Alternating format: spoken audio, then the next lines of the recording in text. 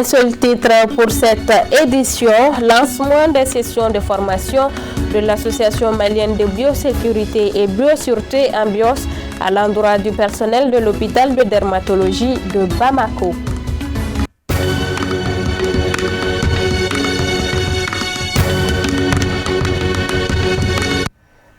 Mesdames et messieurs, bonsoir, bienvenue dans cette édition. Je vous le disais à l'instant, lancement des sessions de formation de l'Association malienne de biosécurité et biosûreté Ambios à l'endroit du personnel de l'hôpital de dermatologie de Bamako. La cérémonie inaugurale a eu lieu ce mercredi 15 juillet sous la présidence du coordinateur national de la lutte contre la COVID-19 au Mali. On en sait plus avec Al-Amidou Badini et Draman Mali. Prennent part à cette formation 50 agents intervenant dans le diagnostic et le traitement des cas d'infection à la COVID-19 sur le site de l'hôpital de dermatologie de Bamako. L'utilisation correcte des équipements de protection individuelle, la décontamination et l'élimination correcte des déchets, le transport des matières infectieuses sont entre autres les modules qui seront dispensés à cet effet. Durant la formation, les participants répartis en 2 groupes bénéficieront de cours théoriques, mais aussi d'exercices de groupe et de partage d'expériences individuelles. En conséquence, je vous exhorte, mesdames, messieurs les participants, à une présence participative et interactive pour un meilleur bénéfice de l'atelier dans l'exercice de vos activités professionnelles. Ceci permettra à l'hôpital de poursuivre la lutte contre le Covid-19, dont les conséquences sur la santé, l'économie et le tissu social est inestimable. En synergie avec l'hôpital de dermatologie de Bamako, l'association malienne de biosécurité et biosûreté entend ainsi contribuer aux efforts du Conseil supérieur de la défense nationale et du ministère de la Santé et des Affaires sociales dans la mise en œuvre du plan d'action de prévention et de réponse à la maladie à coronavirus au Mali. Une telle formation va contribuer à d'abord améliorer les compétences des agents de santé qui participent à la lutte contre le Covid-19 et ce qui va permettre d'abord de sécuriser les malades qui consultent à l'hôpital, ce qui va permettre également de sécuriser les personnels soignants qui s'occupent des malades à l'intérieur de l'hôpital et qui va permettre également d'éviter la propagation des virus à l'intérieur de l'hôpital, c'est d'autres contaminer d'autres personnes qui ne sont ni dans les soins, qui ne sont ni des usagers. Cette formation est à saluer et s'inscrit dans la stratégie des plus hautes autorités du pays dans la lutte contre la pandémie, dira le coordinateur national de la lutte contre la COVID-19 au Mali. Il a également invité les structures concernées à s'inspirer de ce bel exemple de l'Ambios. L'association malienne de biosécurité et de biosûreté Ambios organise aujourd'hui une formation du personnel de santé sur la sécurité biologique, ce qui est un élément extrêmement important dans les différentes stratégies de réponse à la COVID-19 dans notre pays. Et en collaboration avec l'hôpital dermatologique, cette initiative permet à tout le personnel impliqué dans la prise en charge, dans la prévention et le contrôle des infections, même par rapport à la prise en charge des cas, d'être formé pour assurer sa propre sécurité, mais aussi la sécurité des patients. Donc ça, c'est un élément extrêmement important que nous encourageons, qui fait partie de nos stratégies et qui, effectivement, devrait s'étendre à toutes les autres structures afin de sécuriser d'abord les praticiens, mais aussi sécuriser les patients. La formation, qui s'étendra du 15 au 18 juillet 2020, se déroulera en 2 sessions, soit 25 participants par groupe, qui bénéficieront de l'expertise des formateurs de l'Ambios. Des photos de famille ont sanctionné cette cérémonie inaugurale. Suite aux événements survenus dans notre pays durant ces dernières 72 heures, les banques et établissements financiers du Mali ont observé quelques jours d'arrêt de travaux depuis le vendredi 10 juillet 2020. Selon les responsables des structures bancaires, cet arrêt de travail intervient suite aux différentes manifestations. Pour de nombreux usagers, cette situation constitue un calvaire et crée un ralentissement dans leurs activités économiques. Amadou Kamara, Samba Traoré. Des queues interminables se sont formées devant les banques et établissements financiers, fermés depuis 3 à 4 jours en raison des mouvements de contestation nés de la crise socio-politique que connaît notre pays depuis plusieurs semaines. Vous avez évoqué la situation socio-politique du pays. Effectivement, ces quelques jours ont été émaillés de manifestations accompagnées de violences, et malheureusement qui ont endeuillé notre nation.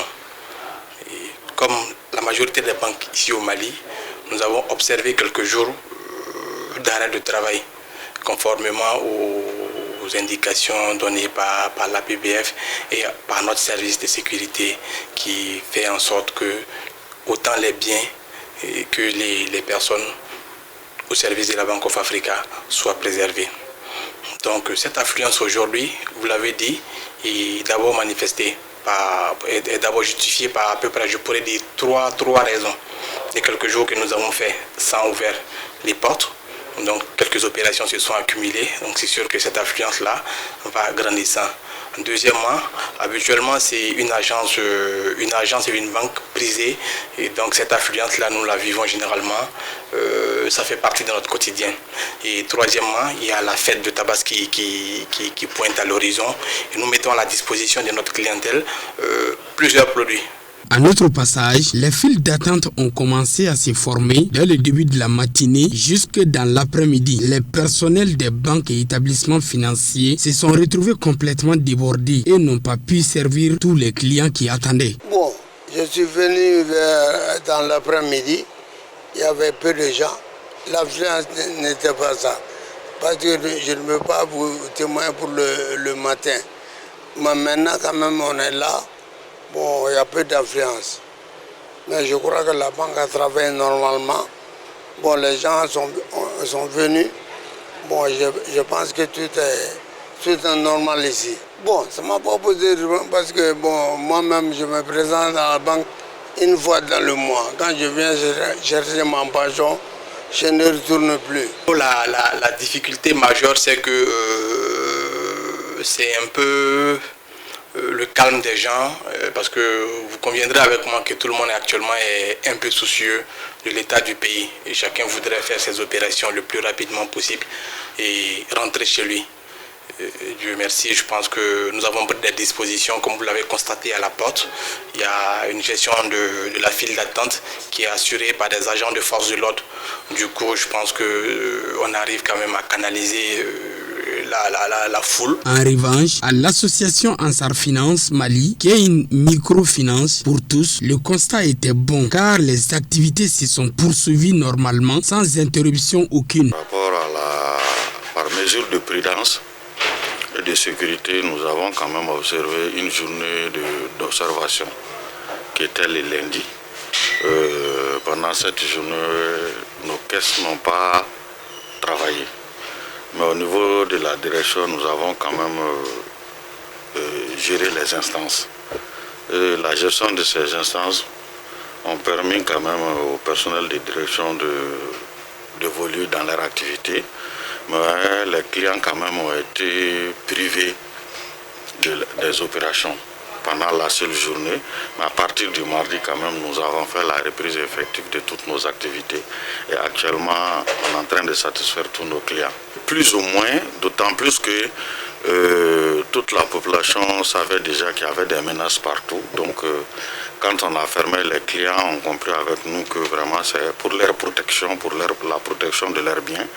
Et on n'a pas eu quand même d'inconvénients majeurs. Je profite de l'occasion pour lancer un appel à tous nos clients pour les informer qu'à la date d'aujourd'hui, tous nos caisses sont opérationnelles à plein temps et que les activités continuent au niveau de notre structure.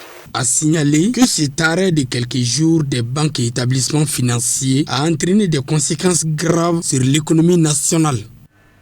Seuls les fidèles musulmans qui sont sur le territoire saoudien sont habilités à faire le Hajj 2020 en raison de la maladie à coronavirus. Cela a véritablement impacté les ressources financières de la maison du Hajj du Mali ainsi que celles des agences de voyage sur place. Notre équipe de reportage a fait un constat sur le sujet, un sujet de la rédaction que nous vous proposons en rediffusion. Le Hajj est l'un des 5 piliers de l'islam. Il est recommandé à tous les musulmans qui ont les moyens d'effectuer le pèlerinage une fois dans sa vie. Cette année a été une exception pour les fidèles musulmans du monde à cause de la pandémie du Covid-19. Pour la circonstance, la filière gouvernementale a eu d'énormes préjudices financiers. Le Hajj cette année, vraiment, c'est des manques à gagner pour nous ici à la maison des Hajj et pour nos partenaires aussi de la filière privée, des agences de voyage. C'est un manque à gagner. Imaginez que nous, nos ressources ici à la maison des Hajj à hauteur de 95%, ce sont les cotisations des agences de voyage et qu'ils ne sont pas en mesure de payer ça. C'est vraiment des manques à gagner pour nous. Ça, c'est énorme. C'est une situation chaotique pour nous. Ça, c'est ce qui concerne la maison des Hajj. Et encore pour les agences de voyage aussi, c'est la même chose. Il y a des manques à gagner parce que c'est leur activité principale. Voilà, s'il n'y a pas Hajj cette année, cela veut dire que tout sera maintenant l'année prochaine et qu'il y a vraiment un manque à gagner en hauteur de milliards parce que c'est leur activité principale, comme je le dis. Mais ce que j'aimerais aussi ajouter à tout ça là, si dorénavant il y a un candidat qui veut quand même se retirer, voilà, qui veut être remboursé, il n'y a pas de problème là-dessus. Il n'y a vraiment pas de problème là-dessus. Mais quand même, comme le travail va continuer, les mêmes quotas qui est là, moi, quand même, je ne vois pas quand même l'intérêt de se retirer parce que tu risques de ne pas avoir partir au pèlerinage prochain. Tu vas attendre 2022.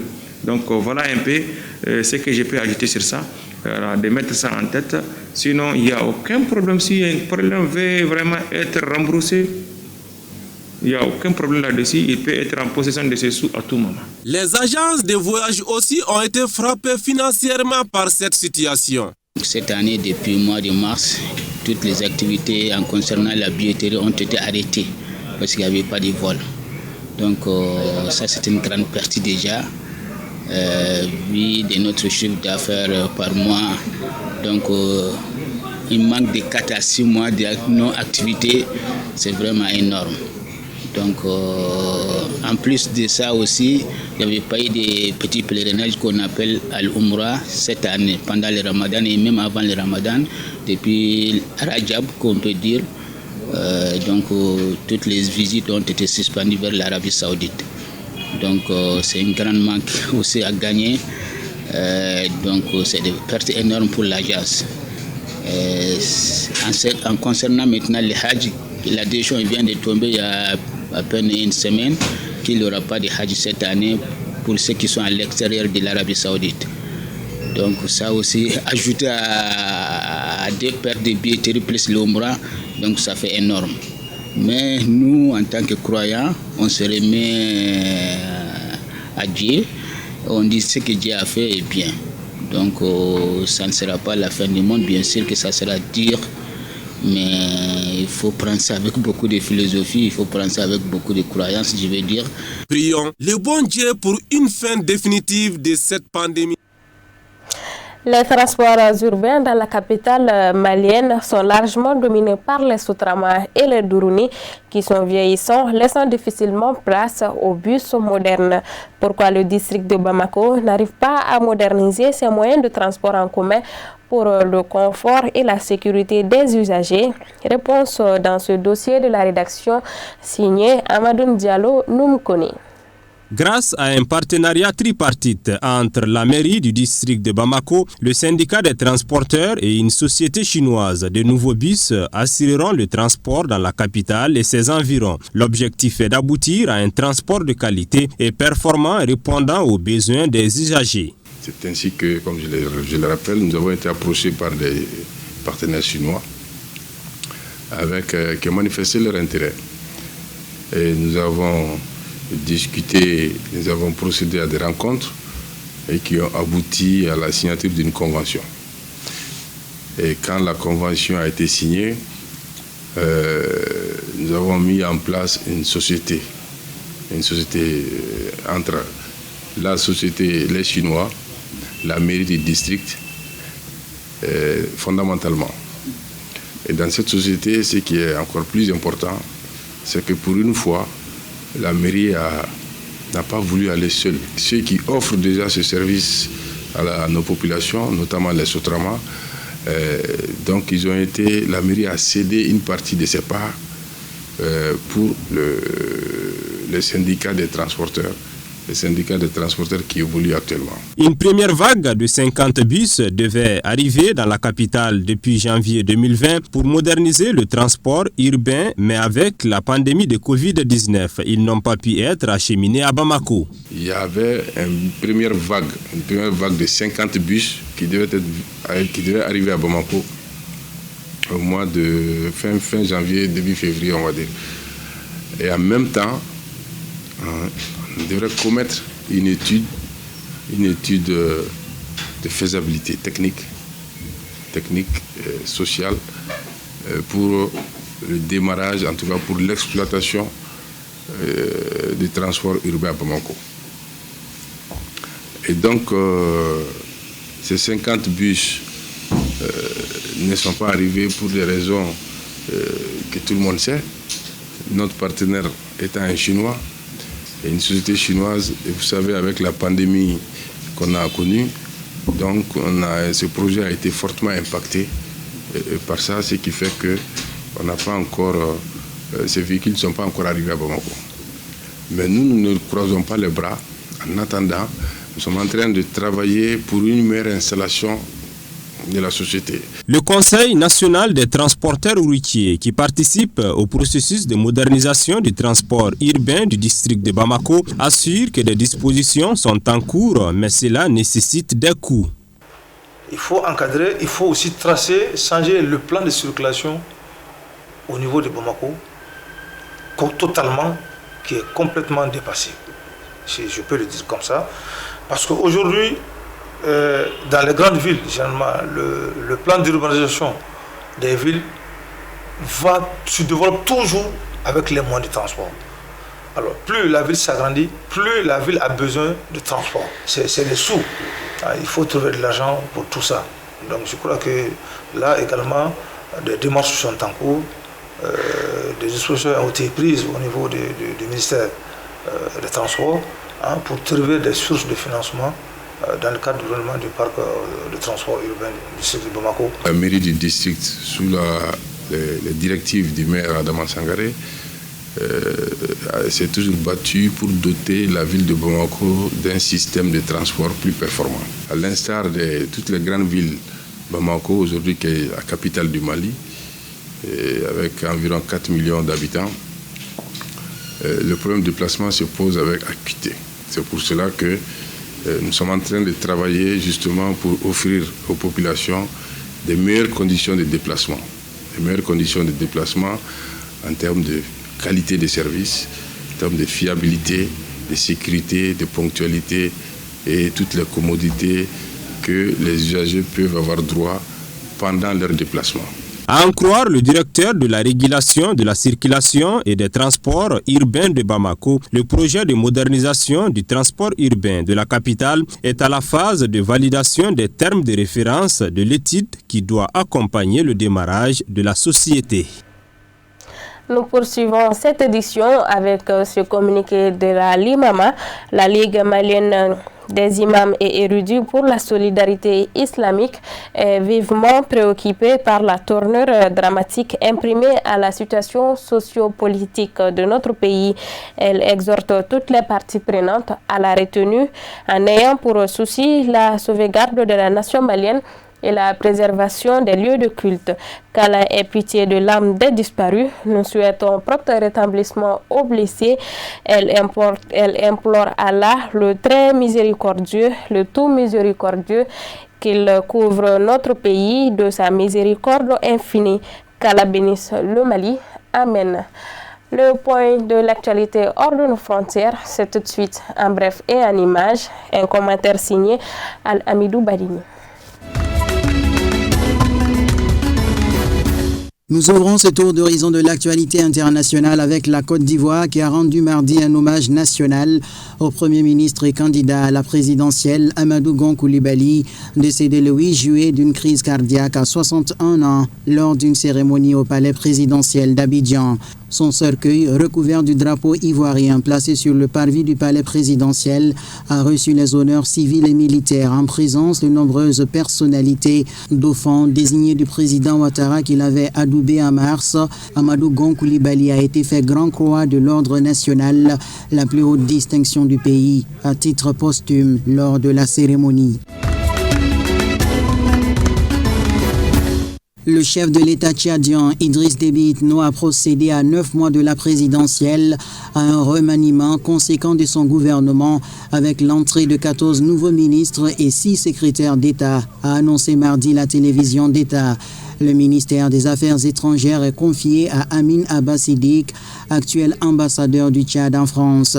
Il remplace Mohamed Zen Chérif, qui devient ministre de la Communication, porte-parole du gouvernement. Un nouveau portefeuille de la sécurité et de l'immigration est créé et revient à Mohamed Tahir Orozi, précédemment ministre de l'Aviation civile. Les autres principaux ministères clés, eux, n'ont pas changé de main. La défense, les finances et le budget, l'économie, la justice, l'administration du territoire. Le poste de Premier ministre avait été supprimé en mai 2018 et M. Déby, qui dirige le pays d'une main de fer depuis un coup d'État il y a plus de 30 ans, accapare tous les pouvoirs de chef de l'exécutif. En RDC, le procès en appel de Vital Kamerhe, condamné en première instance à 20 ans de prison pour détournement de fonds, aura lieu le 24 juillet prochain, a annoncé mardi son avocat. Pour les détracteurs comme ses partisans de Vital Kamerhe, l'heure est au compte à rebours. Jusqu'au 24 juillet prochain, date prévue pour le procès en appel du directeur de cabinet du président Tshisekedi, comme l'a fait savoir ce mardi aux médias son avocat Jean-Marie Kabengela, cité par un site congolais. Le 20 juin dernier, le tribunal de grande instance à Kinshasa infligeait 20 ans de travaux forcés à Vital Kamerhe et son co-accusé, le Libanais Sami Jamal, tous deux reconnus coupables de détournement de 48 millions de dollars. Ce fonds était destiné à financer le programme des 100 jours, mis en place par Félix Tshisekedi au lendemain de son investiture en janvier 2019. Ce programme était censé doter la RDC d'importantes infrastructures, dont les sauts des moutons et les maisons préfabriquées pour les militaires et policiers.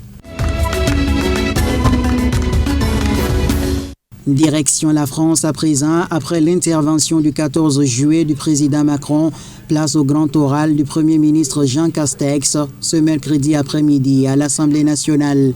Le président a donné les grandes lignes, charge à Jean Castex maintenant de les détailler devant la représentation nationale. À 15h, rituel immuable ce mercredi après-midi. À la tribune du Palais Bourbon, le Premier ministre délivrera sa déclaration de politique générale 12 jours après avoir été nommé à Matignon. Pas de véritable changement de cap selon les vœux du président, mais un nouveau chemin pour protéger les Français de la crise économique et sociale. Après une crise sanitaire qui laisse le pays face à une explosion de chômage et une récession à 9%.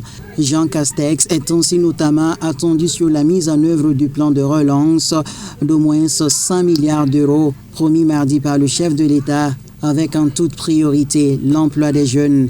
Le Premier ministre devrait par ailleurs expliquer comment son gouvernement entend renouer avec les territoires, toujours selon les souhaits du président, et peut-être annoncer la nomination d'un haut commissaire au plan. Une certitude, Jean Castex défendra à nouveau la nécessité d'une réforme des retraites dès vendredi, à l'issue d'une nouvelle rencontre avec les partenaires sociaux. Le chef de l'État attend de lui un calendrier pertinent pour permettre la réforme sur les rails. Dans le troisième pays le plus touché par la pandémie de Covid-19, avec près d'1 million de cas déclarés, plusieurs villes et régions reconfinent leur population ces jours-ci. La troisième ville du pays, Bangalore, impose cette mesure à partir de ce mercredi matin, alors que l'État de Bihar à l'Est confine à partir de ce jeudi 120 millions de personnes. Ces deux régions du Bangalore et du Bihar, au sud et à l'est du pays, ont été largement épargnées jusqu'à présent. Mais elles voient le nombre de cas grimper de 5 à 10% par jour ces derniers temps. Et encore, l'ampleur de la contamination est sous-évaluée, surtout dans la région pauvre du Bihar et l'on fait très peu de tests, 60 fois moins par habitant et par jour qu'à New Delhi, par exemple. Si l'on en croit les chiffres officiels, le Bihar a enregistré moins de 20 000 cas de Covid-19 depuis le début de la pandémie et 150 morts pour plus de 100 millions d'habitants. Après la publication des résultats préliminaires promoteurs, le laboratoire américain Moderna a annoncé mardi le lancement prochain et jusqu'en octobre 2022 de la dernière phase d'essai clinique pour son vaccin contre le Covid-19. Moderna continue de croire en son vaccin. Ce laboratoire biotech américain a annoncé mardi 14 juillet qu'elle entrerait le 27 juillet dans la phase finale de ses essais cliniques pour un vaccin contre le Covid-19. Déterminante, la phase 3 de l'essai fera appel à 30 000 personnes aux États-Unis. La moitié d'entre elles recevront une dose de 100 microgrammes, les autres un placebo. L'étude devrait durer jusqu'au 27 octobre 2022. Le but premier de cet essai sera de savoir si le vaccin est sûr et prévient l'infection par le SARS-CoV-2. Si une personne est malgré tout infectée, il s'agira aussi de savoir si le vaccin peut prévenir la progression vers des symptômes. Même si des symptômes sont constatés, le vaccin peut être considéré comme un succès s'il empêche les cas graves de Covid-19. Cette annonce intervient après la publication mardi dans le New England Journal of Medicine des résultats de la première phase de l'essai de Moderna, d'après lesquels le vaccin expérimental a déclenché des anticorps contre le coronavirus chez tous les participants, au nombre de 45. Voilà donc, c'est ce qui me fait à cette édition. Merci de l'avoir suivi. Excellente suite de programmes sur Cherifla Télévision. Bonsoir à tous.